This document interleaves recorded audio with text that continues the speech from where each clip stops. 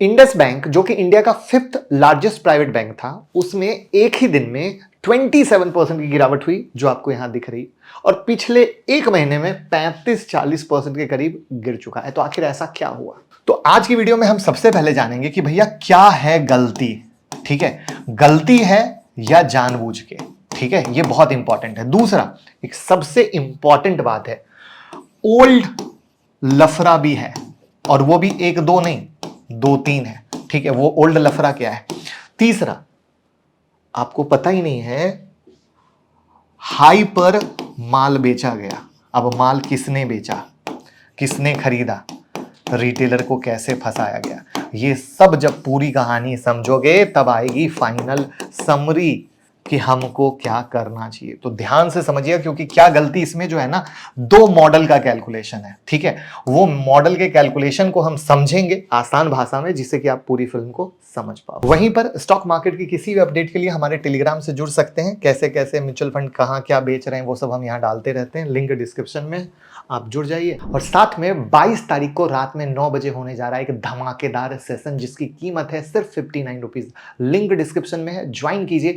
इस गिरावट में कैसे क्या करना चाहिए, कैसे लॉस से बचना चाहिए, कैसे पोर्टफोलियो बनाना चाहिए, क्या स्ट्रेटजी होनी चाहिए, चाहे इंट्राडे की हो, स्विंग की पोजीशन को, सबको कवर करेंगे। यानी हर एक के लिए यह सेशन बहुत ही इंपॉर्टेंट होने वाला है, तो जल्दी से ज्वाइन कर लीजिए। ये एक छोटी घटना नहीं है, बल्कि एक डराने वाली बात है, क्योंकि इतना बड़ा बैंक अगर 27% गिरे एक दिन में, तो भैया मामला कुछ बहुत ही संगीन है। तो क्या हुआ है, गिरावट का रीजन क्या है, सबको समझने की कोशिश करेंगे। थोड़ा सा हम बहुत डिटेल में जाएंगे। मैं प्रॉमिस कर सकता हूं कि जो मैं बताने वाला हूं पूरे यूट्यूब पर, किसी भी सोशल मीडिया हाउस में आपको इतने आसान शब्दों में नहीं मिलेगा, क्योंकि इस कंटेंट को लिखने के लिए बाकायदा मैंने एक बैंकिंग एक्सपर्ट की हेल्प ली है, जिससे कि आपको प्रॉपर एक एक टर्म समझ में आए और आप आगे भी इस नॉलेज को फायदा लेते हुए आगे बढ़ सकते हो। तो समझिए, गिरावट का जो रीजन है वो है करेंसी हेजिंग अकाउंटिंग का एक बिग ब्लंडर। थोड़ा टेक्निकल लगा ना, तो इसको आसान करेंगे। बोला ना कि बैंकिंग एक्सपर्ट की हेल्प ली है, तो एकदम आसान भाषा में, और साथ में जानेंगे कि आगे क्या हो सकता है। राइट, क्योंकि पूरी पिक्चर देखनी जरूरी है, आधा में मत भागेगा। तो सबसे पहले मेन प्रॉब्लम समझते हैं कि कंपनी का क्वार्टरली मुनाफा देखा जाए तो लगभग 1400 से 1500 करोड़ का होता है, और कुछ इंटरनल गलती की वजह से कंपनी को लगभग 1600 करोड़ का नुकसान हो सकता है। यानी कंपनी क्वार्टरली बेसिस पर नेट लॉस में आ जाएगी। इसलिए बैंक एक ही दिन में 27% गिर गया। लेकिन वो कौन सी ऐसी गलती है जिसकी वजह से 1600 करोड़ का नुकसान कंपनी को झेलना पड़ सकता है, इसको समझना है।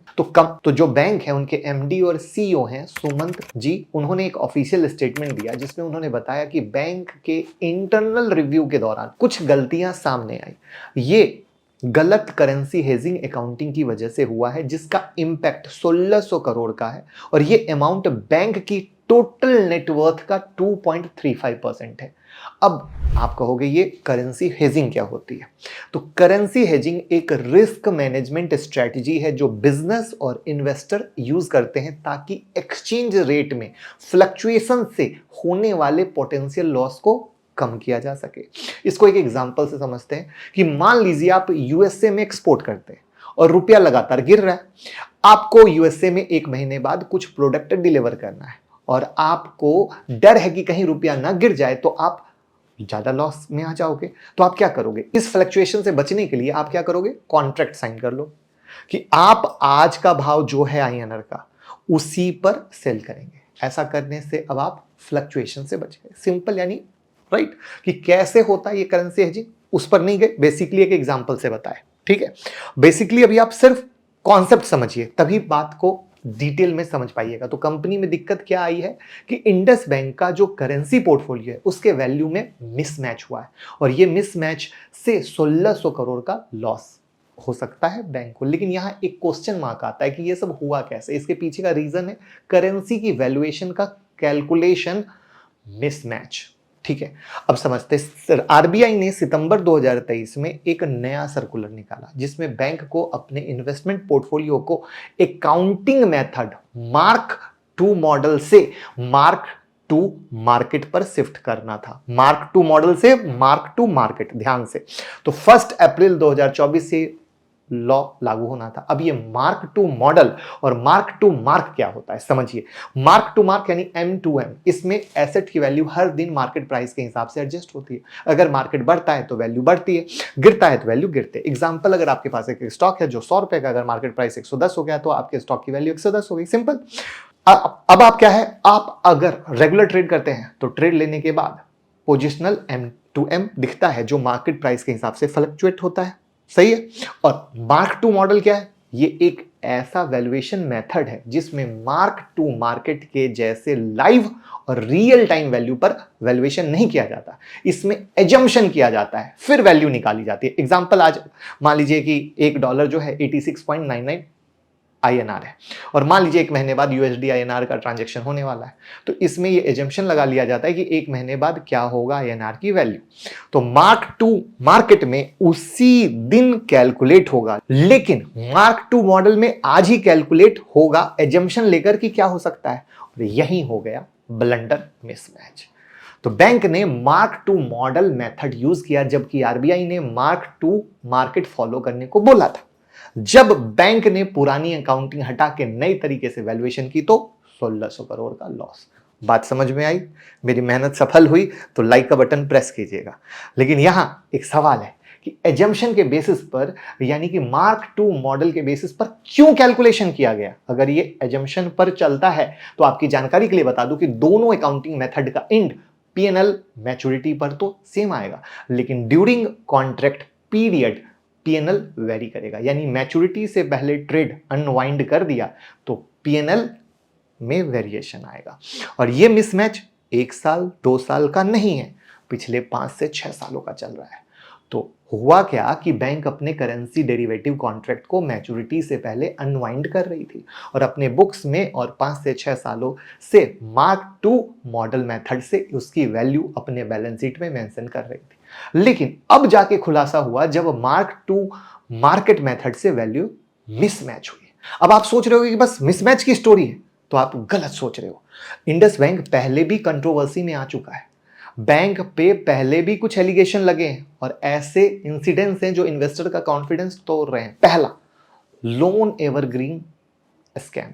2 से 3 साल पहले के विसिल ब्लोअर ने एक्सपोज किया था कि बैंक के उन्हीं बोरोवर्स को नए लोन दिए गए जो पहले ही डिफॉल्ट कर चुके थे। बैंक ऐसा अपने लोन ग्रोथ को बढ़ाने के लिए कर रही थी, और ऐसा करना एक बड़ा जुर्म है क्योंकि बैंक लोन देती है आपके और हमारे जैसे डिपॉजिटर के पैसे से।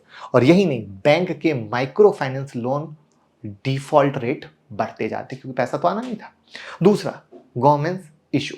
CEO और CFO ने अक्टूबर 2024 में अपने शेयर बेच दिए जब स्टॉक 52 वीक हाई पर थे, और ये शेयर 200 करोड़ के थे।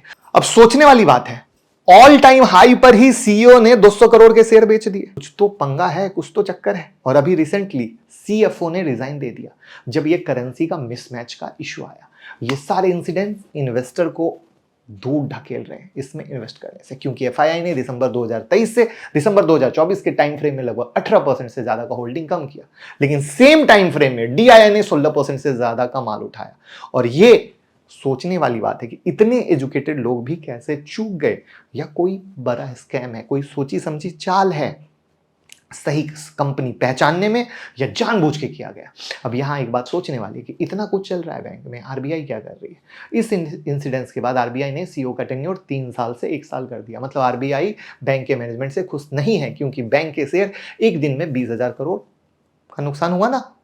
अब फाइनल सवाल, इन्वेस्टर को क्या करना चाहिए। अगर पूरी वीडियो देखने के बाद आपके मन में अभी भी सवाल आ रहा है कि क्या करें, तो आपको बता दो फिलहाल दूर रहिए, ठीक है। चाहे ये शेयर नीचे से ऊपर भी आ जाए, फर्क नहीं होना चाहिए। सिंपल, जहां मैनेजमेंट का इशू हो, जहां पे प्रमोटर ही माल टॉप पे बेच के निकल चुका हो, बचता क्या है। अभी भैया एक्सटर्नल ऑडिट टीम हायर कर रही है मैनेजमेंट। इससे क्या होगा, जो मिसमैच से लॉस है उसकी रीवैल्यूएशन होगी, तब जाके पता चलेगा कि वो 1600 करोड़ या उससे ज्यादा है या कम है, ठीक है। और इसका अपडेट कब आएगा, मार्च एंड तक आएगा। अभी हम कहां खड़े, 16-17 मार्च के पास खड़े। तो भैया सिंपल बात है कि मैं पर्सनली सिंपल ये देखता हूं कि प्रमोटर कैसे सोच रहे हैं, ठीक है। प्रमोटर क्या कर रहे हैं, वो कितनी ईमानदारी से काम कर रहे हैं। दैट्स द बिग रीजन मुझे पर्सनली ये बैंक कभी नहीं पसंद आया, ठीक है। लेकिन RBI मॉनिटर कर रहा है, इन्वेस्टर को सिर्फ गिर गया सस्ता है ऐसा सोच के नहीं लेना चाहिए, ये मैं बहुत स्पष्टता के साथ आपको बता देता हूँ। ये मेरी स्पष्ट राय है, आप वीडियो को शेयर करके सबको अवेयर कर दीजिए। Thank you so much.